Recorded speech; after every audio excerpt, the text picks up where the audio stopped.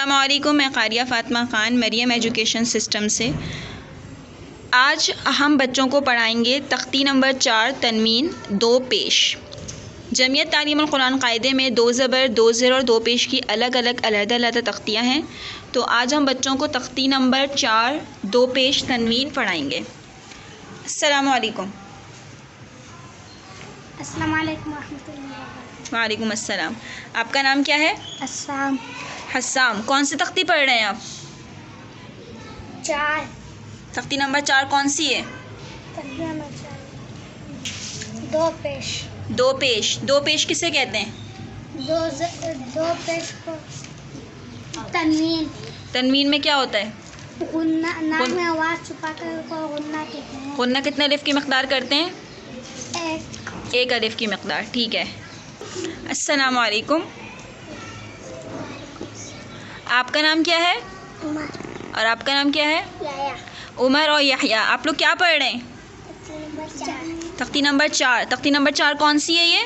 पेश। 2 पेश। कौन सी? 2 पेश। 2 पेश किसे कहते हैं?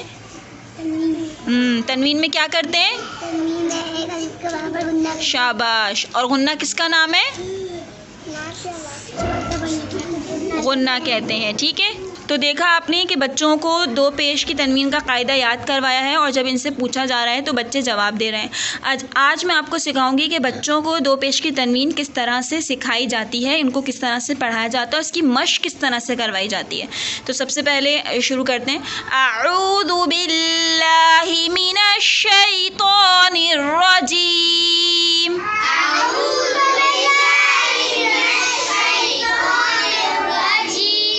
बिस्मिल्लाहिर रहमानिर रहीम। तख्ती नंबर 4 तनवीन 2 पेश। 2 पेश को तनवीन कहते हैं।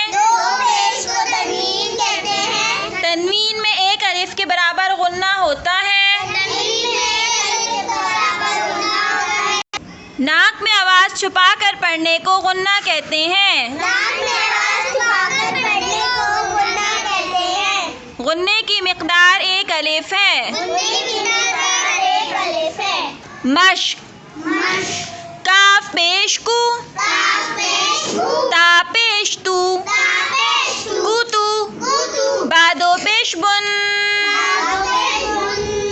अब देखें, बादो पेश बुन में 1 अलिफ की मकदार उंगली खोल के पढ़नी है। इस तरह बच्चों को 1 अलिफ की मकदार गुन्ना करने में आसानी होती है। बादो पेश बुन,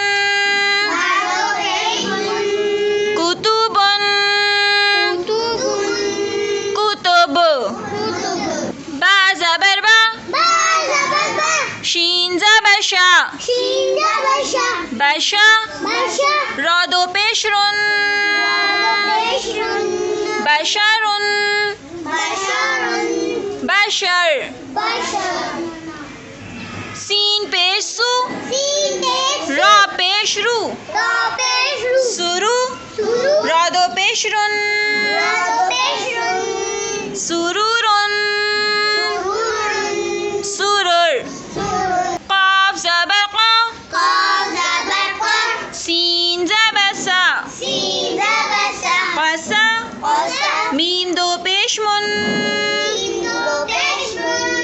क़समुन,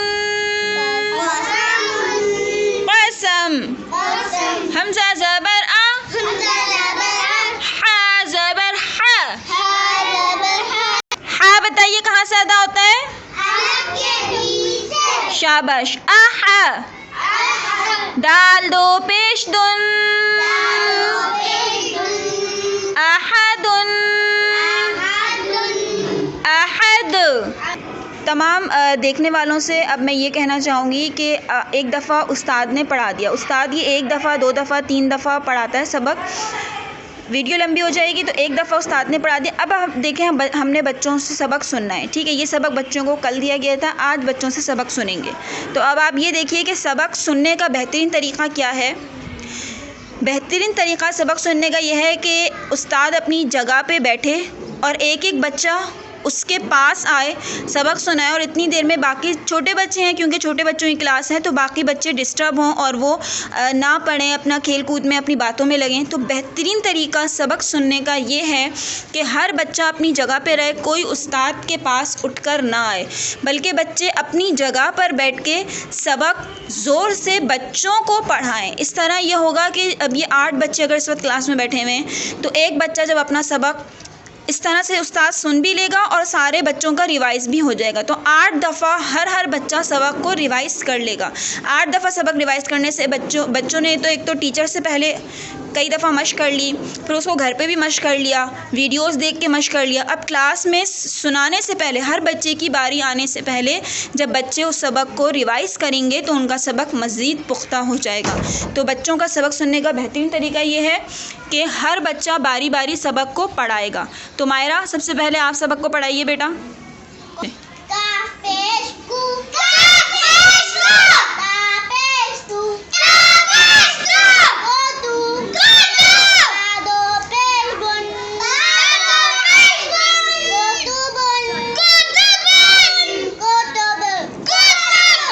अब देखिए वीडियो लंबी हो जाएगी, तो वैसे तो ये पूरी लाइन जो टीचर ने अभी पढ़ाई है हर बच्चा पढ़ाएगा, तो हम ऐसा करते हैं कि अभी एक लफ्ज़ एक बच्चे को दे देते हैं, एक बच्चा एक लफ्ज़ पढ़ाएगा। तो इस तरह हर बच्चे का सबक सुन भी लिया टीचर ने, सबक की पुख्तगी का पता भी चल गया और बच्चे डिस्टर्ब भी नहीं हुए, बच्चों ने आपस में बातचीत भी नहीं की और बच्चों का जहन भी नहीं बटा, बल्कि वो सब सबक में अच्छी तरह से जो है ना सबक में ही जो है मुतवज्जा होकर सबक पढ़ रहे हैं। चलें ईमान, अब आप अगला लफ्ज़ पढ़ाइए।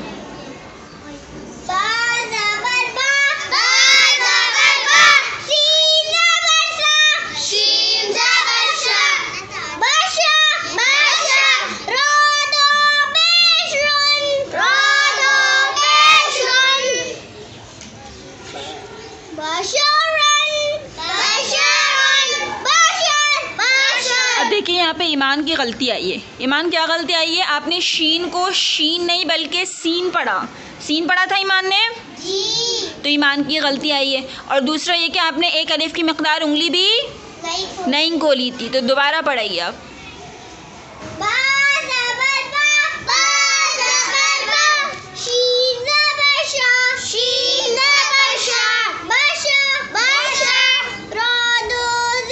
रौदो पेश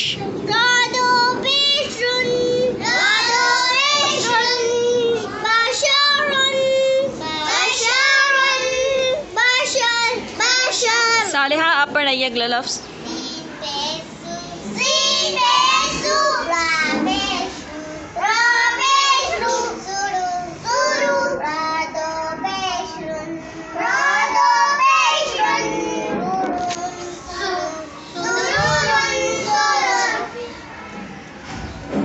अदाविया।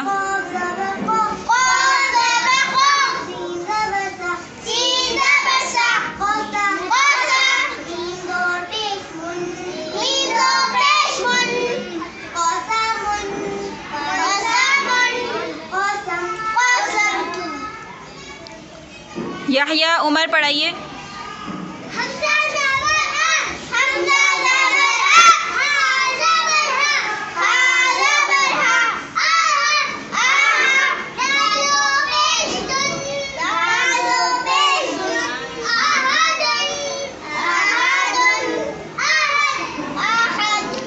अब देखिए एक लाइन उस्ताद ने पढ़ाई थी, अब हर बच्चे ने उस लाइन का एक लफ्ज़ पढ़ा दिया। वैसे तो क्लास में पूरी लाइन पढ़वाई जाती है, हर बच्चा पूरी लाइन पढ़ाता है, इतना वक्त भी होता है।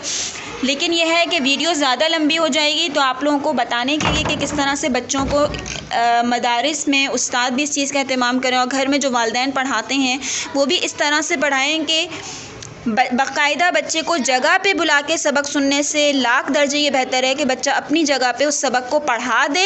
इस तरह से वो ख़ुद जब पढ़ रहा होगा तो उस्ताद उस तरह सुन भी लेगा और हर बच्चा उस बच्चे के पीछे पढ़ेगा, तो बच्चों का रिवाइज़ होगा।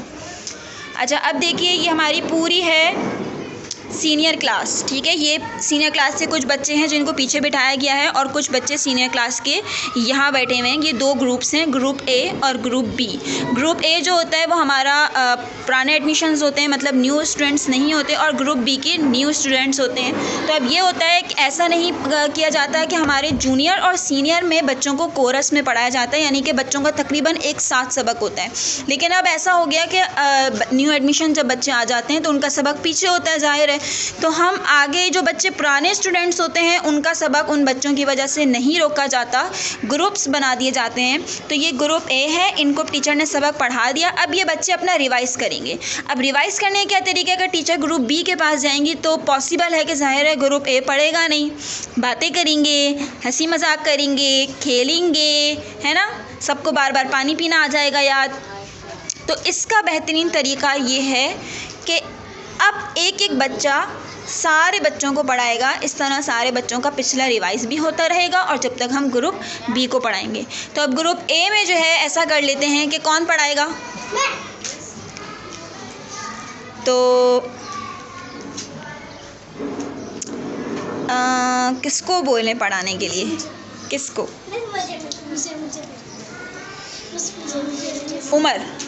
उमर छोटे हैं क्लास में, देखें कितने छोटे हैं, लेकिन आवाज़ बहुत ज़ोरदार है इनकी, जानदार है, ठीक है। उमर तो अब ऐसा है कि टीचर ने एक लाइन तो पढ़ा दी, ये दूसरी लाइन है और तीसरी लाइन है, ये आप बच्चों को पढ़ाएंगे हिज्जों में। कैसे पढ़ाएंगे? हिज्जों में। चलिए उमर पढ़ाएंगे। ग्रुप ए जो है वो हमारा उमर के साथ पढ़ेगा और जब तक हम ग्रुप बी को पढ़ाते हैं। तो ग्रुप बी को हम कैसे पढ़ाएंगे? सबसे पहले इनका ग्रुप बनाएंगे। तो आप लोग यहाँ पे ग्रुप बना लीजिए, ग्रुप नहीं, गोल दायरा बना लीजिए, सर्कल। इधर क्लास में बच्चों को बिठाने का एक तरीक़ा जो मिस हो गया था वो ये है कि सारे बच्चे सीधी टांग पे बैठेंगे, सारे बच्चे सीधी टांग पे बैठेंगे, सबकी सीधी टांग खड़ी होनी चाहिए, सीधे हाथ की उंगली बच्चों के कायदे पे होगी और उल्टे हाथ से मुट्ठी बंद। दो जानू हम तब बैठेंगे जब हम ग्रुप में पढ़ रहे होते हैं, सर्कल में पढ़ रहे होते हैं, या फिर जब हम हदीसें दुआएं याद करेंगे, ठीक है, तब हम कैसे बैठेंगे? दो जानू। लेकिन अभी जब हम कायदा पढ़ रहे हैं तो हम सब एक टांग पे बैठेंगे, ऐसे करके, शाबाश। सीधे हाथ की उंगली कायदे पे होगी, सोमादुन से स्टार्ट करेंगे, सब बच्चे सीधी टांग पे बैठेंगे, सीधे हाथ की उंगली कायदे पे, उल्टे हाथ से मुट्ठी बंद। मुट्ठी क्यों बंद करवाई जाती है? क्योंकि खींचना होता है, गुन्ना करना होता है या फिर खींचना होता है। तो ये रहा हमारा ग्रुप बी। कौन सा ग्रुप है ये? Group B, senior class. तो अब इनको हम कैसे पढ़ाएंगे? इन बच्चों को हम ग्रुप में पढ़ाएंगे, सर्कल में पढ़ाएंगे, राउंड शेप में, और बच्चों रखेंगे अपनी अपनी उंगली कायदे पर। कौन सी तख्ती है आप लोगों की? तख्ती नंबर 2। तख्ती नंबर 2। तख्ती नंबर 2। तख्ती नंबर 2 कौन सी है? मुरक्कबात। तख्ती नंबर 2 कौन सी है? मुरक्कबात। और मुरक्कबात किसे कहते हैं? आवाज़ नहीं आ रही मुझे। मुरक्कबात किसे कहते हैं? ठीक है, तो चले अब हम लाम से पढ़ेंगे। रखिए उंगली, अब उंगली खोल के पढ़िए, जो मुट्ठी बंद की है उससे 5 अलिफ के बराबर उंगली खोलें। लाम, लाम बा, बा लाम सा, बा जीम लाम, लाम अलिफ, लाम अलिफ। अब मैं आपको सिखाती हूँ कि जो हमारी सीनियर क्लास है इसका ग्रुप बी जो अपने सबक में अभी पीछे चल रहा है, तख्ती नंबर 2 पे है, तो इनको सबक को किस तरह से रिवाइज़ किया जाए और मश्क कैसे करवाई जाए। तो मश्क कराने का बेहतरीन तरीका ये है, बनिस्बत इसके कि पूरी लाइन एक साथ टीचर पढ़ा दे और बच्चों को बोला बैठ के याद करें, तो आप एक लफ्ज़ पढ़ा के छोड़ दें, बच्चे उसको पढ़ते रहेंगे, चाहे वो 20-30 दफ़ा पढ़ लें। तो पढ़िए सब। लाम, लाम्बा, लाम्बा, लाम्बा। मुट्ठी बंद करके रखें। लाम्बा, लाम्बा, लाम्बा। पढ़ते रहिए।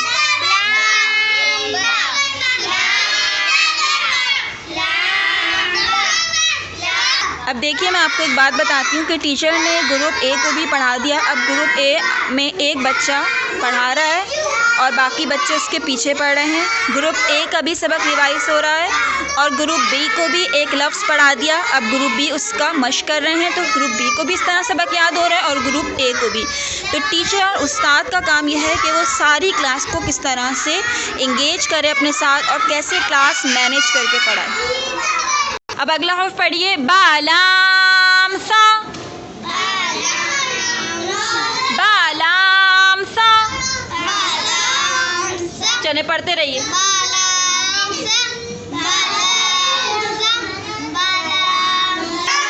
अब ये देखिए ग्रुप ए जो है वो अपना सबक पढ़ रहा है और सारे बच्चे पढ़ रहे हैं।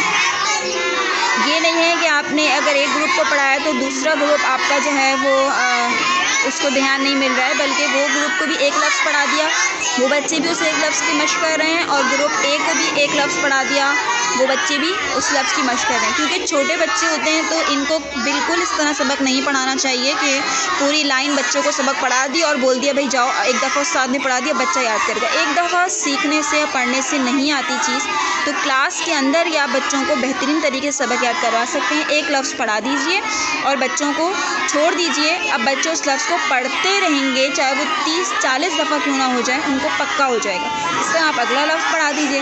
उस्ताद को भी थोड़ा थोड़ा वक्त मिलता है ठहराव का। तो ये एक बेहतरीन तरीका है। उम्मीद है कि आपको हमारी वीडियो अच्छी लगी होगी, पसंद आई होगी। अगर पसंद आई है तो वीडियो को लाइक करें, कमेंट करें, शेयर करें और मज़ीद आप कुरान की किस तरह की वीडियोस चाहते हैं वो हमें कमेंट में बताएं। हम इंशाअल्लाह आपके लिए इस तरह की वीडियोस बनाते रहेंगे।